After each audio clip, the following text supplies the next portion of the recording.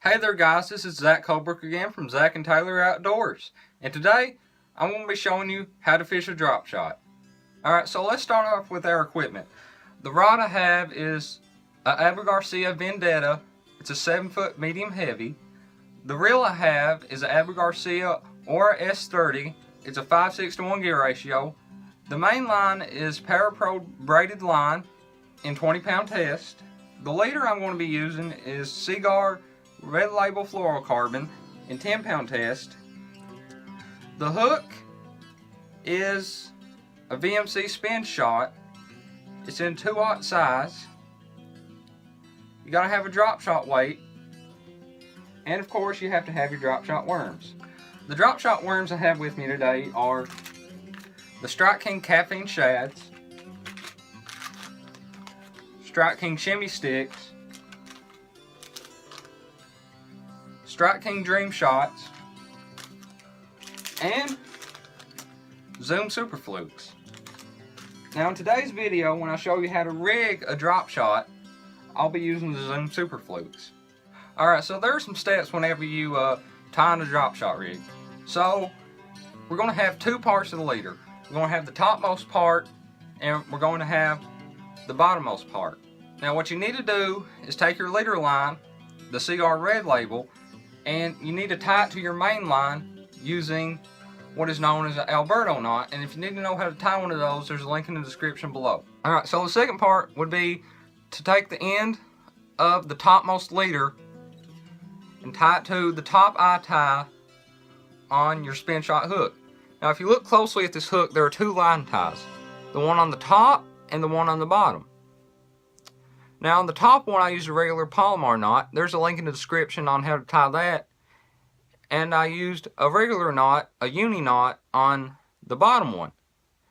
Now what makes this so unique is that it spins, unlike most drop shot hooks. Now I'd recommend using this hook because it reduces a lot of line twist. Alright, after you tie the topmost leader to the topmost line tie of the hook, you want to take another leader, usually about 1 to 2 foot in length, and tie it to the bottommost line tie. And after you tie that leader, you want to tie a weight to the end of it. I usually use about a 3/8 ounce weight. And after you get all that tied, you're good to go. Alright, now I'm going to show you how to rig one. This is a nose rig. Alright, as you can see, we have the hook here. Let's put it like that. And we have the fluke here. Alright, what you want to do, you can see that, put it like that. You push it through, and you want it to come out the front of the fluke. So it's going to look like this.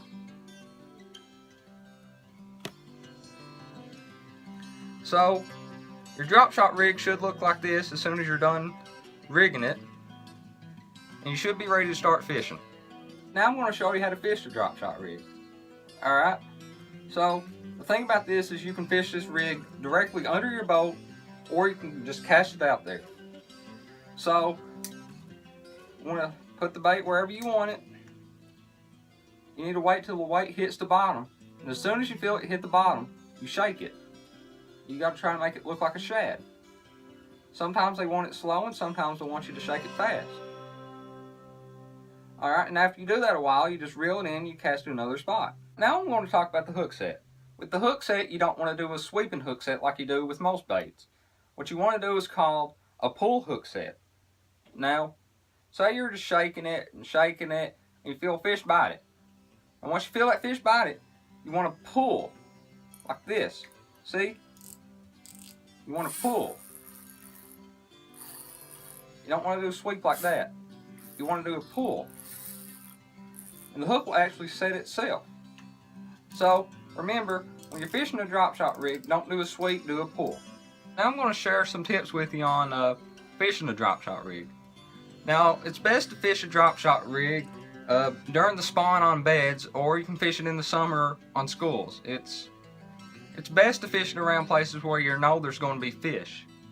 There are a lot of things you can do to change your success rate with a drop shot rig.